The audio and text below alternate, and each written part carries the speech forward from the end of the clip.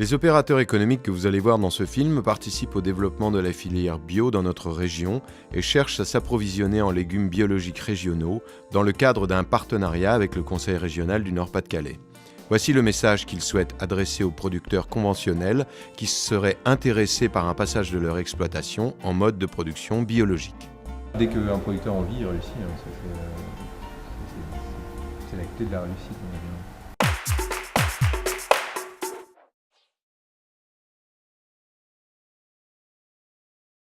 Le but de notre coopérative, c'est bien d'essayer d'avoir cette vue prospective d'évolution des marchés qui permet en même temps de solliciter des structures comme le Gallner, la Chambre, pour dire on a besoin de conversion dans les 5 ans à venir, parce qu'on aura besoin de 2 fois plus de pommes de terre. Au niveau de notre activité, comme c'est le principe d'une coopérative, forcément c'est géré par les producteurs. Donc il y a tout un panel de services qui sont proposés aux producteurs justement parce que l'outil même de la coopérative, c'est l'outil des producteurs.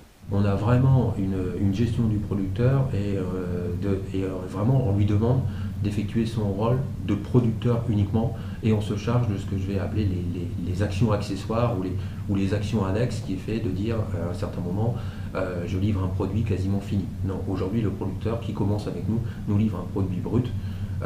Ensuite on se charge bien sûr de le déterrer, d'échantillonner son produit.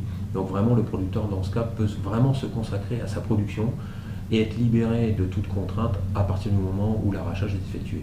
Donc c'est vraiment une solution clé en main. Tous les producteurs chez nous ont un contrat de planification pour l'année et pour les années suivantes. Tous les ans, on planifie la production dont nous avons besoin et on en discute avec eux. Donc c'est vraiment un partage sur ce que l'agriculteur va faire et sur ce qu'il va produire pour l'entreprise Forever d'une année sur l'autre. C'est partagé des deux côtés, on fait des bilans de campagne, on fait des prévisions de vente de notre côté. Et on partage les intérêts, les besoins de l'entreprise Forever et la volonté du producteur de se lancer dans un type de production. Je pense que cette communication, ces échanges qu'on peut avoir entre les deux structures permet d'échafauder une relation de confiance qui fait que les relations sont bonnes et qu'elles sont engageantes pour l'avenir. On s'aperçoit que le légume permet justement de faire des rotations et c'est un gros avantage au niveau du développement de la bio. Ça permet aussi de ramener des chiffres d'affaires sur l'exploitation, donc les producteurs en sont conscients. Un producteur qui se pose la question, tiens, j'ai envie de passer en bio, ok, c'est faisable, pas faisable. Au niveau du légume, c'est déjà quelle est l'exploitation, quel est son fond, quel est l'historique de l'exploitation. Est-ce que c'est une exploitation qui a été hyper intensive et qui peut avoir des types de sols très différents. Voilà, tout dépend du contexte. Donc là, il y a un gros travail à faire. C'est est-ce qu'il y a de quoi arroser ou pas pour différents légumes. Est-ce que le producteur est entre guillemets à la main verte? Est-ce qu'il aime bien ou pas faire du légume? Certains sont prêts à faire du légume entre guillemets sans critiquer, mais du haut du tracteur. D'autres sont prêts à descendre et à les récolter. Donc il y a différents types d'exploitants, différents types d'exploitation. Donc là, il y a un gros travail à faire. Sur un produit comme la carotte, nous, ce qu'on souhaite, c'est effectivement trouver des producteurs qui aient d'abord envie de produire la carotte. J'ai envie de travailler avec des gens qui sentent le produit, qui ont envie de le travailler et qui vont y mettre un petit peu de passion. Nous, ce qu'on va leur proposer, c'est un accompagnement technique au champ, pour les itinéraires culturaux, pour travailler sur l'assolement d'une manière générale. On va travailler sur les antécédents qu'il faudra mettre sur la carotte. On va travailler sur la préparation de la parcelle avant de travailler les carottes. On va être présent au moment de faire les buts, on va être présent au moment où on va faire le faux semis, au moment où on va faire le brûlage, au moment où on va semer. On va être présent sur tout, on va accompagner le producteur pendant toute la période de production. On sera là à la récolte, et par contre, pour des gens qui vont se lancer dedans et qui n'auront pas forcément entre guillemets, la structure adéquate pour la conservation de la carotte, on va leur proposer de conserver la carotte à leur place. Et à partir du moment où nous, entre guillemets, on va prendre la carotte brute de champ chez eux, et toute la partie conservation, triage, lavage, conditionnement et commercialisation, ça ce sera notre part du travail. C'est ce qu'on a fait jusqu'à aujourd'hui sur la filière betterave rouge, carottes, pommes de terre et de l'oignon. Voilà, c'est qu'on arrive de façon groupée. Aujourd'hui, on pèse quand même 117 producteurs. Donc, quand on va voir des agro-industries type Lunor, Rocal, qui sont quand même des géants, voilà, on arrive avec 60-80 hectares de betteraves rouges. On est leur sourcing principal en betterave rouge bio. Voilà, on a entendu quand on demande des hausses de prix, des revalorisations sur des années difficiles ou d'un minimum de compréhension de leur part par rapport à des années, voilà, des problématiques techniques qui ont amené des calibres un peu compliqués à gérer. Ça, c'est la force d'une coopérative, c'est bien d'arriver de façon mutualisée, collective. Moi, l'objectif quand j'ai créé l'entreprise, je voyais le projet de l'entreprise, c'était d'être une plateforme logistique et commerciale pour les produits biologiques du Nord-Pas-de-Calais. Mais je ne pense qu'on peut bien le faire si effectivement on s'engage. Enfin, l'objectif de fond, c'est quand même de développer l'agriculture biologique.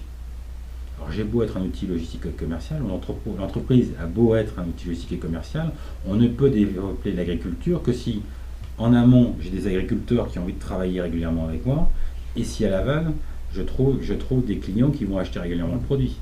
Donc la partie aval, commerce, c'est vraiment le cœur de mon métier, c'est ce que je maîtrise bien et ce que je sais bien faire. La partie production, on essaye de s'y impliquer parce que je suis ingénieur agronome de formation, donc ce sont des choses qui m'intéressent, d'accord ?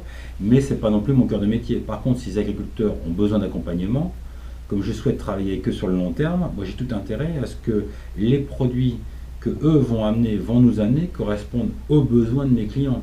Et en fait, on est des agents de liaison entre pour accorder les besoins des clients et les capacités de production des producteurs. Et en général, tout ce qui s'est passé entre des négociants et des producteurs à titre individuel, c'est de la mise en concurrence et des mécaniques de baisse de prix.